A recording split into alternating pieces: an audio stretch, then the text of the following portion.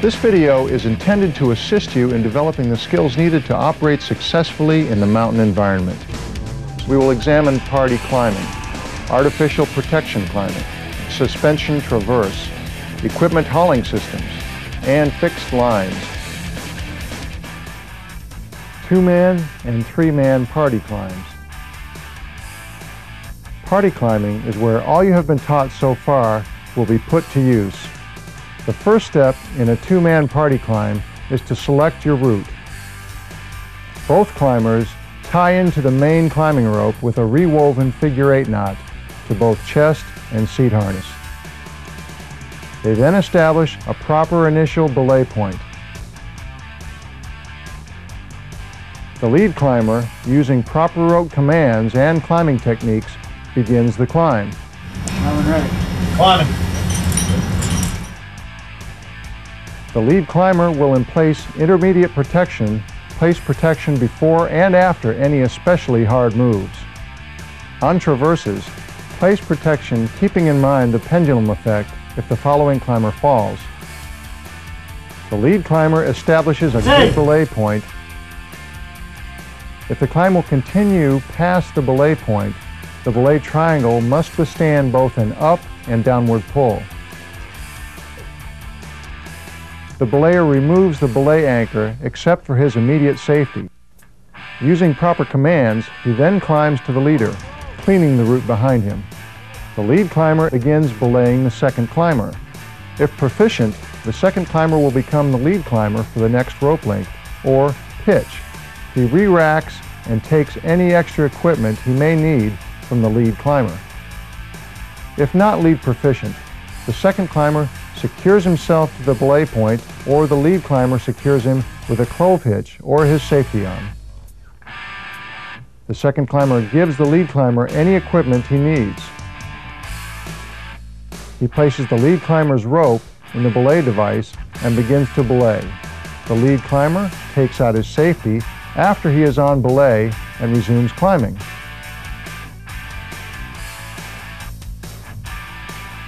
Now let's look at the three-party climb using two 9mm ropes. The ropes need to be different colors. Begin by selecting your route. The lead ties into the ends of each rope with a rewoven figure-8 knot. The second climber ties into the end of one rope with a rewoven figure-8 knot, and the third climber ties into the end of the other rope with a rewoven figure-8. All are tied into their harnesses. Having established a secure belay point, the lead climber begins climbing using proper rope commands and climbing techniques. The lead emplaces intermediate protection. The lead makes himself safe to an anchor. Then he establishes a good belay point. If climbers will go past the belay point, it must withstand an up and downward pull. He can belay using one or two locking HMSs with a munter hitch, or with a stitch plate or ATC. Using the proper commands, the second climber begins the climb. The second climber removes his rope from the protection, leaving the third climber's rope in each protection point. The lead then belays the second climber. The lead climber must pay attention to which climber is on which rope. He takes up the appropriate amount of slack from each rope. At the next belay point, the second secures himself to the belay point. The third climber will remove the belay anchor. Using the proper commands, the third climber begins the climb. The third climber cleans the route. The lead climber belays the third climber until he reaches the belay anchor and secures himself to the belay point. The lead climber remains the lead climber for the duration of the climb. Aid climbing. As you grow more skilled, you'll be able to try more difficult climbs. However, there are some climbs that no matter how skilled you are, you will need to use aid climbing techniques to conquer. Artificial protection climbing, or aid climbing, is ascending the rock by placing full body weight on intermediate protection in a crack or bolt. The climber places protection in, then pulls to seat it. He then hooks an étrier into the protection and climbs it to place his next piece of protection. An étrier is nylon sewn into loops. that acts as steps of a ladder. Improvised HREAs can be made with a long band sling. Double the band sling, pull one side so there's a little slack, which will make it easier to place your foot in it. Next, tie an overhand knot to make a rung. Put a fifi hook clipped into the carabiner in the top of the band sling where the overhand knot is. Tie a 5mm cord about shoulder length to your harness and to the fifi hook. When you ascend past the HREA will fall out of the protection and stay attached to your harness. Always keep your HREAs attached to your harness with a cord. Also, it's a good idea to carry a third HREA in case you drop one. Gloves are useful during aid climbs because your knuckles will be between the rock and the sling as you pull up on it. Let's look in depth at aid climbing. When you seat your protection, keep in mind that a following climber will have to retrieve it. Next, clip a carabiner and a sling into the protection and pull down to see if it holds. Reach up and put a fifi hook of one HREA in the carabiner clipped into the protection. Step into the lower rung of the HREA and slowly weight the protection to see if it supports your body weight. Climb up in the HREA until your waist is even or slightly above the first piece of protection. Clip the rope into the lower carabiner of the runner off the piece of protection. Continue to climb up the HREA as high as possible. The top rung of the HREA is preferred for efficiency. Then reach up to place the next piece of protection and continue. During aid climbing, you may need to back clean. This is retrieving protection during the climb to avoid running out. Never move so high that you would ground out on a fall or rely on only one piece of protection to prevent it. When aid climbing, the belayer belays as normal. Hooks are used where a normal piece of protection will not fit. For example, on small ledges or any flat point where the hook will fit. Hooks will not hold a fall, since with a little jiggle, they will simply fall off the ledge. When using hooks as intermediate protection, you can take duct tape and tape the hook to the rock face to keep it from jiggling off. This is a seriously hard aid climbing technique and should only be used as a last resort. Any protection is better than none. As aid climbing is so strenuous, try to climb using hand and footholds first. If there is a crack to follow, you can put in protection and ascend the rock regardless of difficulty. Ascending a rope. There are many situations when climbers may want to ascend a rope with mechanical ascenders or prusiks. For example, the second climber on an aid climb or a fallen climber who is free hanging under a roof or bulge. We will look at 3 methods for ascending a rope. Place the jumar on the rope and tie a 5 to 7mm cord or band sling from the chest harness to a locking carabiner which is attached to the jumar. Keep it in reach. Place the other jumar on the rope. Attach a 5 to 7mm cord or band sling to a locking carabiner on the lower jumar. Tie one sliding loop in this cord as a foot loop. The foot loop must be tight on the foot. An HREA may also be used. Stand in the foot loop, slide the chest jumar as high as possible and weight it. Tie a figure 8 on a bight with a 5 to 7 inch loop in the main rope. Place an HMS carabiner in the loop and secure it to your seat harness. This is your second safety. Bring the feet up high and slide the jumar up. Slide the chest jumar as high as possible. Weight it. Bring the feet up high and slide the jumar up. Repeat to ascend every 8 to 10 feet. Bring your foot as high as possible and slide the jumar up. Do not weight it below the lower jumar. Tie a second figure 8 on a bight with a 5 to 7 inch loop in the main line. Slide the second loop through the first loop, which is attached to the HMS. Slide the second loop in the HMS. Remove the first loop, untied, and drop the rope.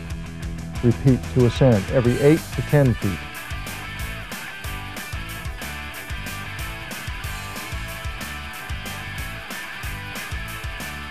You start by putting a jumar on the rope and attaching a cord from your chest harness to the locking carabiner on the jumar.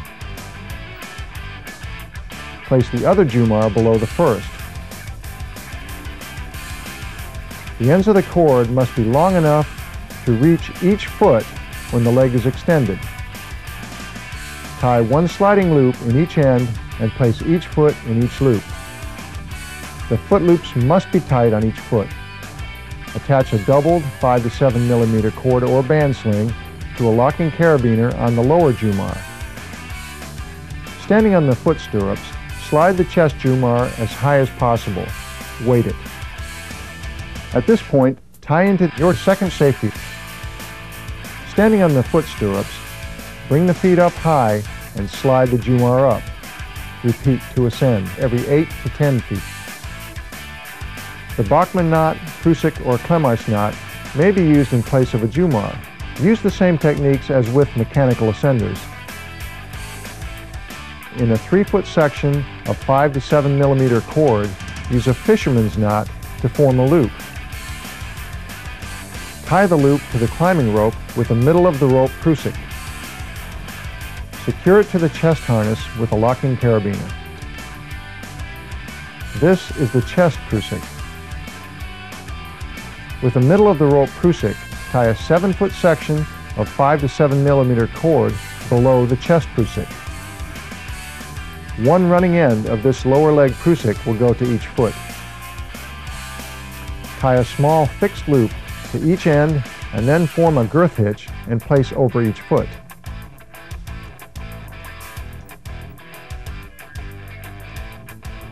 Another variation on the Texas kick is to first make the chest and lower leg Prusiks as described, then make one loop large enough for both feet. Place both feet in the loop. This keeps the feet from spreading. Use the same techniques as with mechanical ascenders. Overhangs may be difficult to negotiate. If possible, attempt to climb the rock using available hand and footholds while advancing the knots or jumars.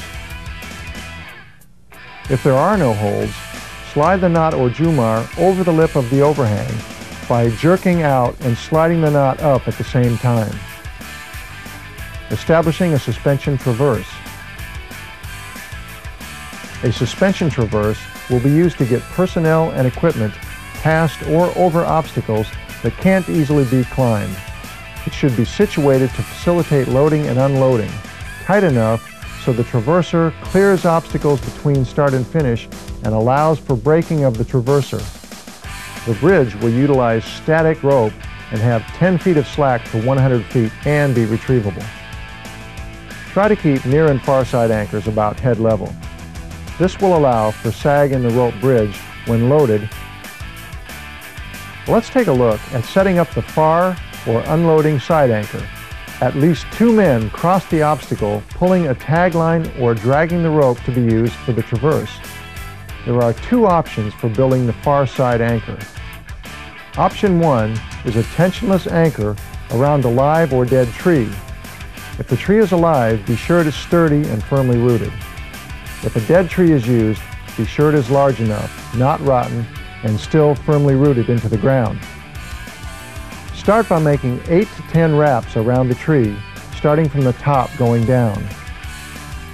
More wraps may be necessary in the case of a small tree with slippery bark.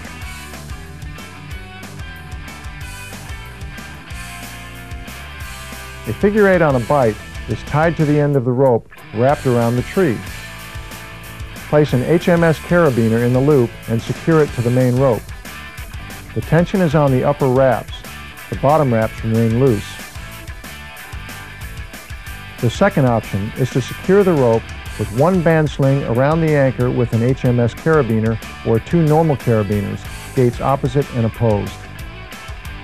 A munter hitch with a mule knot is used to secure the rope on the far side.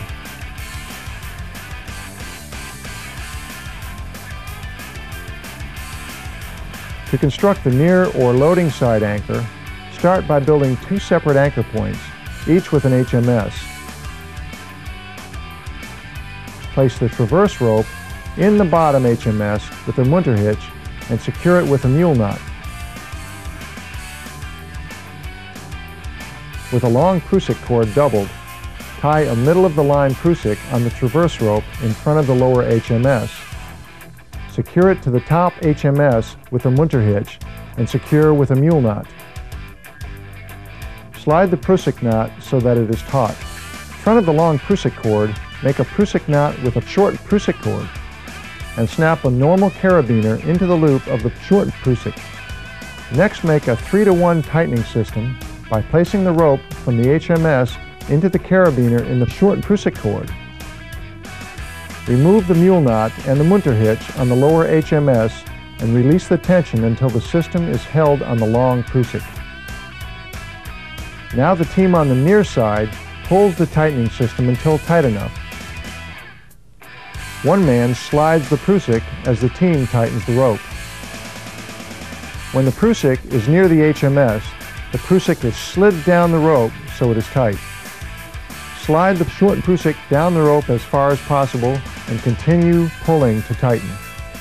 Tighten the rope to the desired tension. Remove the short prusik and the rope from the lower HMS. Allow 10% slack for every 100 feet of rope. At that point, the rope has a 500-pound working load strength. In the military application of this system, one may have to tighten the rope further to facilitate speed. But remember that the tighter the rope gets, the weaker it becomes. Wrap the rope around the anchor. Tie a figure 8 on a bight in the end of the rope so it can reach the main line. Ensure the figure 8 knot is placed on the trailing edge of the anchor. Place 2 normal carabiners with gates opposite and opposed into the loop and onto the main line. Untie the munter hitch in the long prusik cord and release tension until it's held by the 2 carabiners. Remove a long prusik cord. The traverse is complete.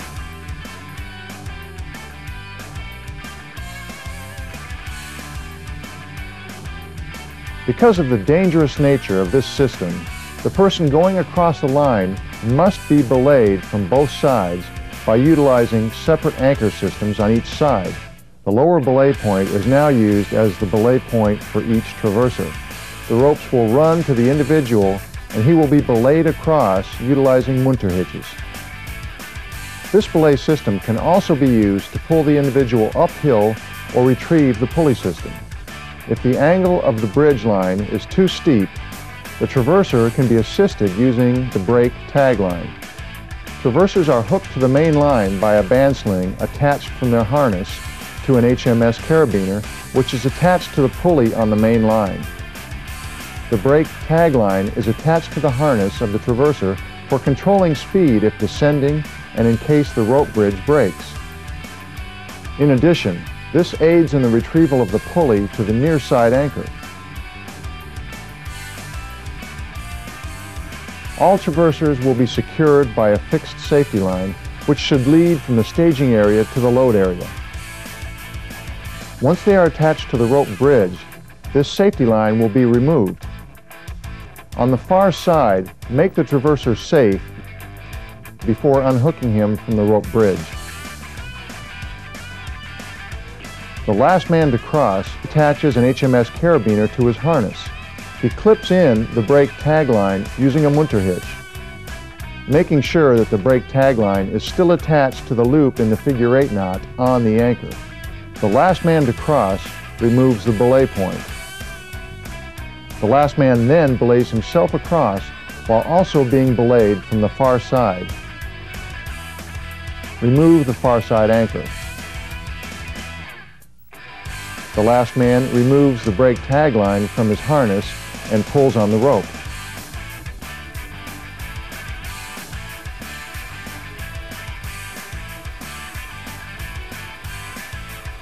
This will pull the entire rope bridge across the obstacle.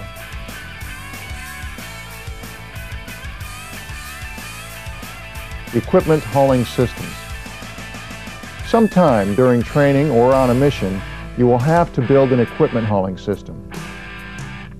Never use a lead climbing rope to perform hauling, as this will downgrade the rope. use a top or work rope. All the rescue systems can be used to haul equipment. If hauling heavy loads, a rescue-type pulley system must be used. When possible, use rollers or pulleys at all carabiners. Counter-body weight hauling is best used on a moderate slope. It is a one-to-one system. Start by making a belay point with one long band sling or cordelette. Secure yourself with a band sling to the anchor. Tie a guard knot on the rope going to equipment. Place 2 jumars on the tail of the rope coming from the guard knot. Place each jumar so when you pull downward, the rope going through the guard knot will lift the load and slide upward. Attach 1 HMS to each jumar. With a short band sling, make a girth hitch into your seat or chest harness. Keep it short enough so you'll be able to reach the jumar even if hanging. Attach the other end of the HMS to the jumar. Once the jumars are attached, remove your safety from the anchor. Walk down the cliff to raise the equipment. If necessary, pull upward on the rope going to equipment to assist in pulling up the load and pulling yourself down. After descending as far as possible, use jumars to ascend to the belay anchor. You can slide the jumar as a safety. Fixed line installation. There are 2 types of fixed lines, simple and complex. They are used when you need to move inexperienced troops with heavy loads, and ascend vertical faces. Simple fixed lines can be used on Class 3 or Class 4 slopes, which are approach routes that have slippery or unstable surfaces.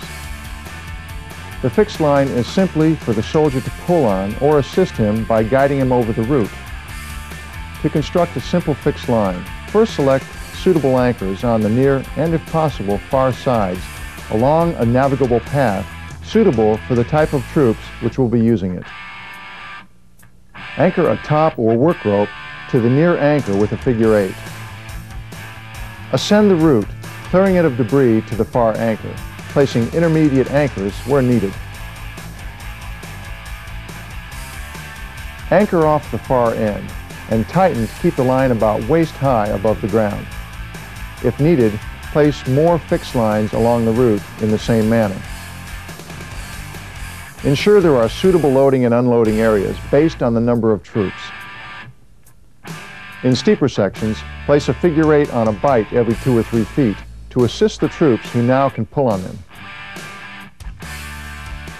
A simple method for fixed line for artificial protection routes is to tie off one end of the rope and clip the other end to your harness. Start your artificial protection climb. If the climb veers to either the left or the right, clip the fixed line into an intermediate anchor point and continue to climb. Once you reach the belay, tie the end of the fixed line into an anchor system.